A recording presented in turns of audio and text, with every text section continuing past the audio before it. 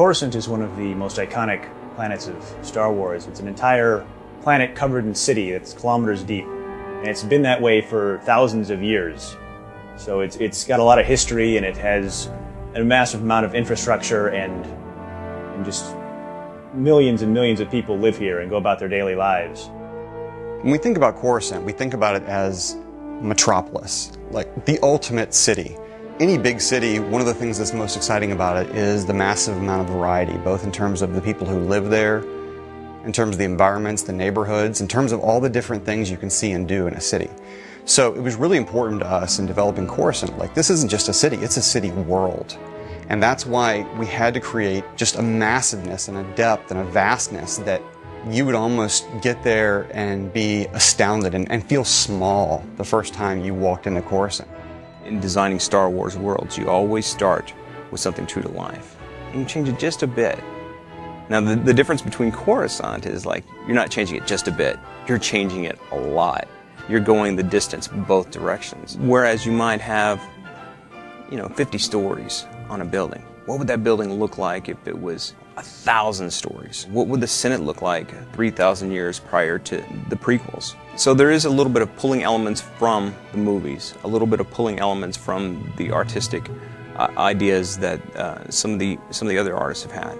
But then taking those elements and marrying them into stuff that exists in real life and stuff that has been already established in the KOTOR franchise.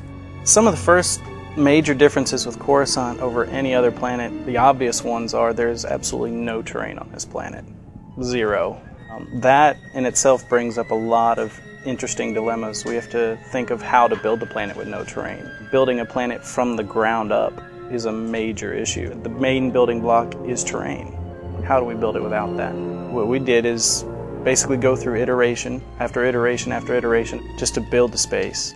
The scale of Coruscant is massive. A lot of games have cities and a lot of games have huge areas, but no game has done this combination of the two, a huge city area, like to the degree that we have. In designing Coruscant, there was a little bit of story involvement in that the Sith have recently returned from deep space and have sacked Coruscant. And there are pockets of the city that are still in distress, that are still broken and in shambles, which really, really lends itself to the story of our game and how much turmoil the galaxy is actually in. The stories that take place on Coruscant really introduce the players to the greater galaxy. They introduce the player to the role of the Jedi in the greater galaxy, the role of the Republic in the greater galaxy, the state of the Republic in the greater galaxy.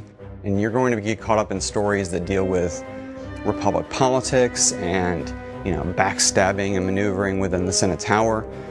You might be at the top of the planet where it's seeing skyline, it's very pretty, you see sunset. As you travel further below the city, you might go down to the first level down and it's a little bit dirtier. There's going to be a little bit more everyday travel.